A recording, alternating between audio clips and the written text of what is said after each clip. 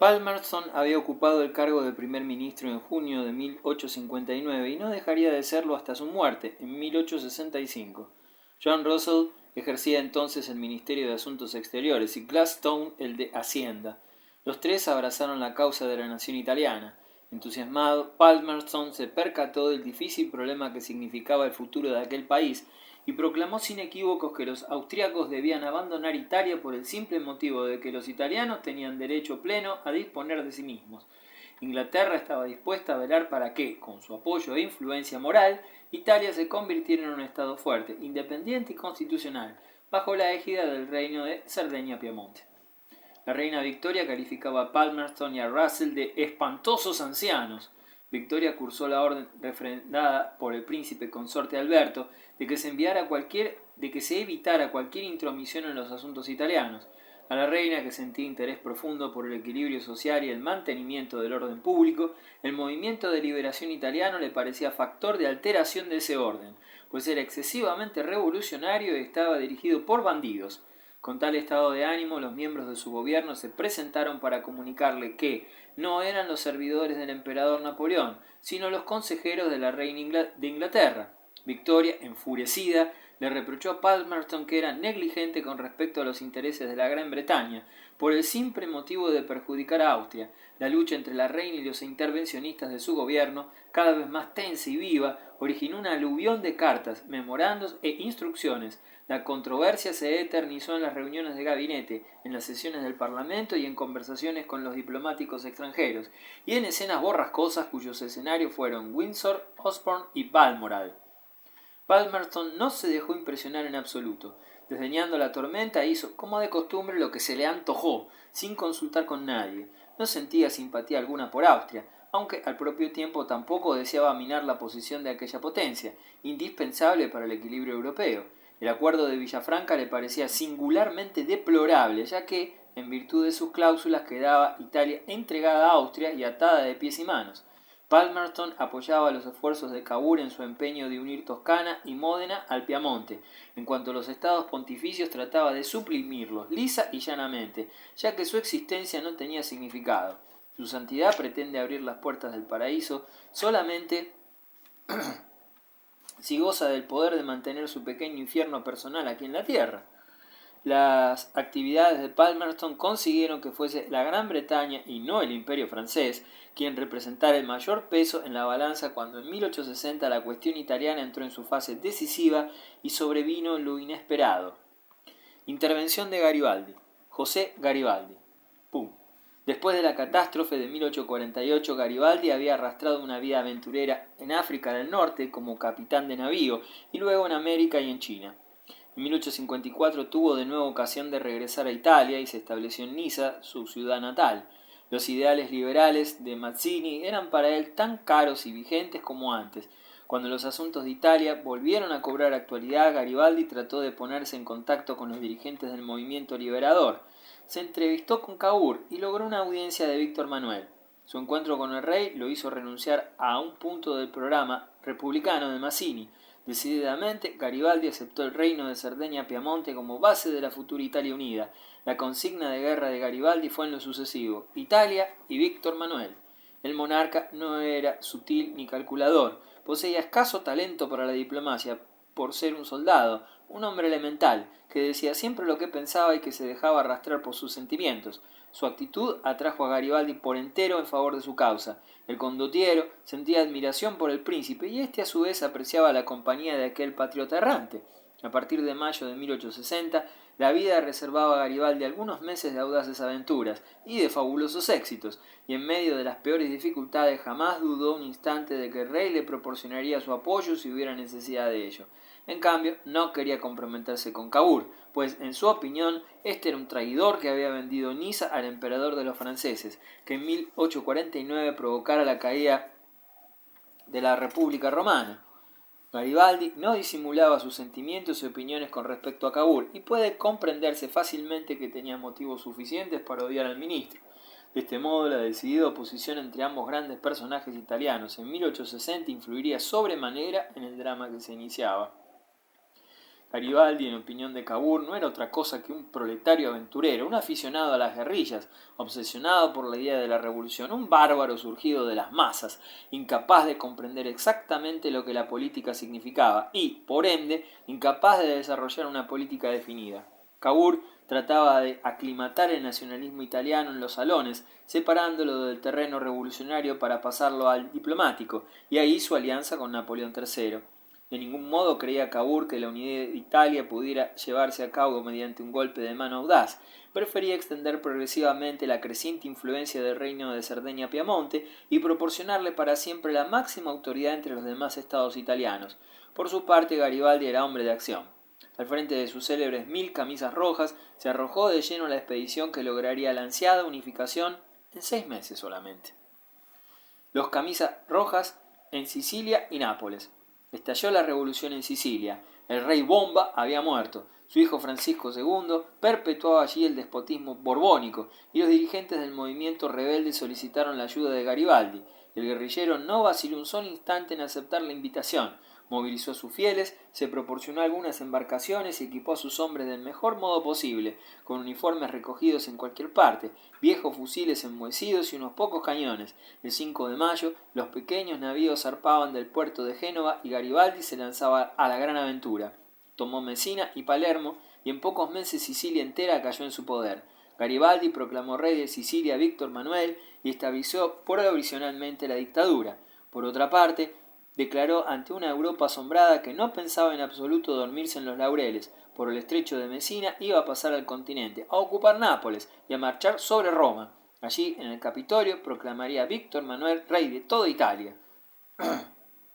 Garibaldi entró en Nápoles, aclamado por toda la población como el héroe incomparable, el libertador. Caído el régimen de los Borbones, en aquellos días de septiembre Garibaldi dominaba en el sur de Italia un territorio tan extenso como el reino de Víctor Manuel en el norte de la península. Las grandes potencias se interesaron por la sorprendente evolución de la política italiana. En primer lugar, Napoleón III, quien hubo de admitir que le era ya imposible dictar normas políticas a sus vecinos. Napoleón no deseaba en absoluto una Italia unida, como tampoco podía contribuir a despojar al Papa de su poder temporal en Roma. Al propio tiempo, no le interesaba que los austríacos recuperaran sus posiciones en la Italia septentrional, ni que los ingleses ejercieran influencia en el sur de la península. Hacía años que la política imperial se debatía entre dudas y vacilaciones, pero en aquellos momentos rayaba ya con la impotencia. Napoleón III trató de salir airoso, proponiendo una intervención de las grandes potencias para impedir que los camisas rojas franquearan el estrecho de Messina, pero Juan Russell declaró que la Gran Bretaña se oponía a cualquier acción de tal género. Cavour recupera la iniciativa. Durante los meses siguientes a la gran aventura garibaldina, Cavour se mostró tan indeciso como Napoleón III y en la misma impotencia absoluta. La expedición de los camisas rojas no le satisfizo en modo alguno, ya que, al propio tiempo que trastornaba sus planes, aumentaba exorbitantemente la popularidad del célebre Garibaldi. Cavour hizo cuanto estuvo en su mano para impedir que éste actuara en Sicilia, y aunque se haya supuesto que Cavour apoyaba en secreto al aventurero libertador, tal hipótesis no concuerda con los hechos.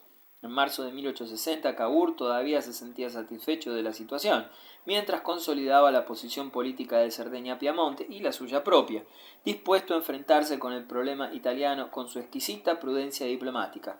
En cambio, la expedición de Garibaldi era una empresa específicamente revolucionaria, susceptible de provocar la intervención de las grandes potencias. Garibaldi obligaba a Cerdeña-Piamonte a afrontar el riesgo de quedarse por completo aislada por basarse la política de Cavour en la alianza con Francia y en mantener las mejores relaciones con las grandes potencias dentro de lo posible. Si Garibaldi marchaba sobre Roma, era difícil prever la reacción de Napoleón III, que pretendía disponer a su antojo del mapa de Europa. Su anterior desprecio hacia Garibaldi se convirtió en angustia. En consecuencia, al ver su obra amenazada, Cavour trató de restablecer la situación por vía diplomática. El ministro decidió impedir a toda costa la marcha sobre Roma, o, en último término, ser él quien la dirigiera en vez de Garibaldi. Para ello envió bajo su dirección tropas piamontesas hacia el sur, con objeto de atravesar los estados pontificios y abrirse camino hacia Nápoles. Aquella campaña significaría una garantía y un desafío al propio tiempo. Con todo, en el momento de cursar las órdenes de movilización, Cavour demostró talento político. El ministro piamontés, antes de actuar, advirtió de sus propósitos al emperador francés y pulsó su opinión. Napoleón III dio su conformidad a condición de que Cavour actuara rápidamente y triunfara, y así fue. Cavour actuó con energía y sin temer ni un instante la posibilidad de una derrota. Sometió al dominio del reino de Cerdeña a Piamonte no solo a Sicilia y Nápoles, sino también a algunas comarcas de los estados pontificios. En resumen, la mayor parte de la península. Terminadas las operaciones militares, no quedaba ya sitio para el dictador de la Italia meridional y Garibaldi hubo de retirarse. Víctor Manuel en una entrevista lo interpeló con escasísima gratitud. El libertador desengañado resignó el mando y aunque el monarca le ofreció honores y mercedes, Garibaldi rehusó y se desterró voluntariamente a la isla de Caprea. En cuanto a Cavour, falleció repentinamente el 6 de junio de 1861. El 17 de marzo de 1861, Víctor Manuel fue proclamado rey de la Italia Unida. En 1866, Venecia se integró al reino italiano, después de una nueva guerra con Austria, en que Prusia desempeñó el papel principal.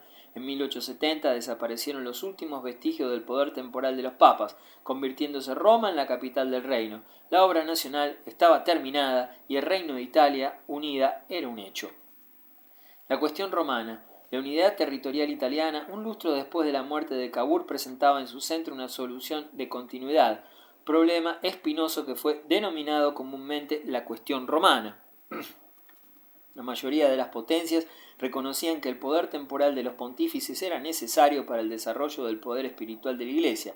Por otra parte, un estado de características singulares y de tendencias internacional y universalista a mayor abundamiento, aparecía enquistado en el centro mismo del territorio nacional ya unificado, y precisamente en Roma, la capital natural de Italia. Aquel nudo gordiano, político y trascendental al propio tiempo, fue cortado por la espada en la primera oportunidad favorable.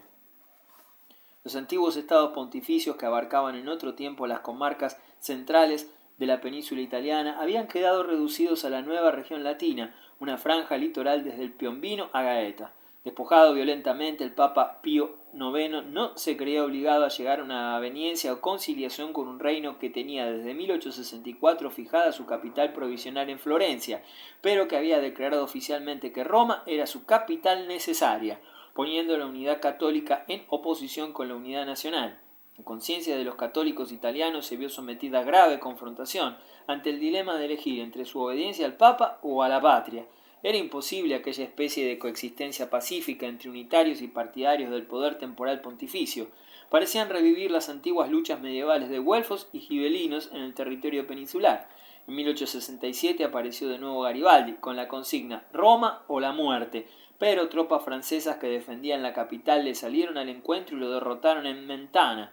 En noviembre de ese año, Pío IX trató de dar una muestra de fortaleza moral y convocó el primer concilio vaticano, al que acudieron 783 obispos de los 921 que había al frente de las diócesis. En él se trató el tema de la infalibilidad del Papa. Habiendo estallado la guerra franco-prusiana, Víctor Manuel actuó por su cuenta. Conocidas las derrotas francesas, el desastre de Sedan, 1 de septiembre de 1870, y la rendición de Napoleón III, 5 divisiones italianas marcharon hacia Roma. El Papa solo pudo ponerles 8.000 hombres. El 20 de septiembre se invadió la capital. Pío IX se recluyó en el Palacio Vaticano y Víctor Manuel trasladó la corte al Quirinal. Las sesiones del concilio ecuménico se interrumpieron y la Iglesia, dividida, ya que un sector minoritario que no admitía la infalibilidad papal formó en Europa la Iglesia veterocatólica. Pasaron los años. Cavour, Mazzini, Víctor Manuel y Garibaldi habían muerto. Con ellos desapareció la generación que hizo posible la unidad italiana y la época que recibió el nombre de Risorgimento.